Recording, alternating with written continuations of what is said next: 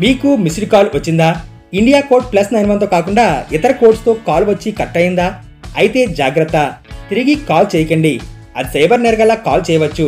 Call చేశారంటే bank అకౌంట్తో link అయిన మీ phone number ఆధారంగా డేటా అంతా వారి చేతుల్లోకి వెళ్ళినట్లే. రోజు రోజుకు పెరిగిపోతున్న సైబర్ నేరాల్లో ప్రస్తుతం కొత్త రకం మోసానికి సైబర్ నేరగాళ్లు తెరతీశారు. మిస్డ్ కాల్ ఇచ్చి రిటర్న్ కాల్ చేసిన వారి అకౌంట్స్ హ్యాక్ చేస్తున్నారు. ఇలాంటి కాల్స్ పట్ల అప్రమత్తంగా ఉండాలని సైబర్ క్రైమ్ పోలీసులు హెచ్చరిస్తున్నారు. స్పామ్ కాల్స్ సహా వర్చువల్ కాల్ నంబర్స్ పై సోషల్ మీడియా ద్వారా ప్రజల్లో అవగాహన కల్పిస్తున్నారు. బ్యాంక్ అకౌంట్స్ తో లింక్ అయిన ఫోన్ నంబర్స్ ను సైబర్ నేరగాళ్లు టార్గెట్ చేసుకుంటున్నారు. +91 మినహా +255, +371 సహా ఇతర దేశాలకు చెందిన ISD కాల్స్ చేస్తున్నారు. ఇందుకోసం వివిధ దేశాల కోడ్స్ తో ఆన్లైన్ లో వర్చువల్ ఫోన్ నంబర్స్ కొనుగోలు చేస్తున్నారు. వీటితో పాటు voice over internet protocol numbers ను వినియోగిస్తున్నారు. నేషనల్ బ్యాంక్స్ అకౌంట్ పేరుతో ట్రూ కాలర్, అందమైన అమ్మాయిల డీపీలు పెట్టుకుంటున్నారు.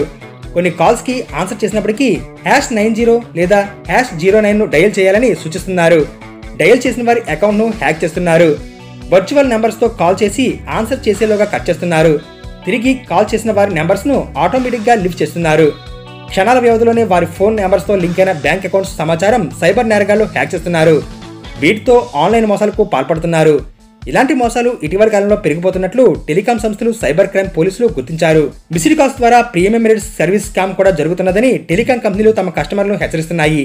మిస్డ్ కాల్ వచ్చిన నంబర్స్ కి తిరిగి కాల్ చేస్తే స్పందించకూడదని సూచిస్తున్నాయి. సైబర్ నేరాల పట్ల అప్రమత్తంగా ఉండాలి. గుర్తులేని నెంబర్స్ నుంచి మిస్డ్ కాల్స్ వచ్చినప్పుడు ఫోన్ నెంబర్ ముందు కోడ్ చెక్ చేసుకోవాలి. కొన్ని స్పామ్ కాల్స్ కి తిరిగి కాల్ చేస్తే కనెక్ట్ కావు. సైబర్ నేరగాళ్లు virtual phone numbers, bank accounts వినియోగిస్తున్నారు. +91 ఉంటే మాత్రమే అది ఇండియాలో వినియోగిస్తున్న నెంబర్ అని గుర్తించాలి. ఇతర నెంబర్స్ తో కాల్ చేసి #90 లేదా #09 డయల్ చేయదని కోరితే ఎట్టి పరిస్థితులను చేయవద్దు. మోసం జరిగిన వెంటనే 1930 లేదా స్థానిక సైబర్ క్రైమ్ పోలీస్ స్టేషన్లో ఫిర్యాదు చేయాలి.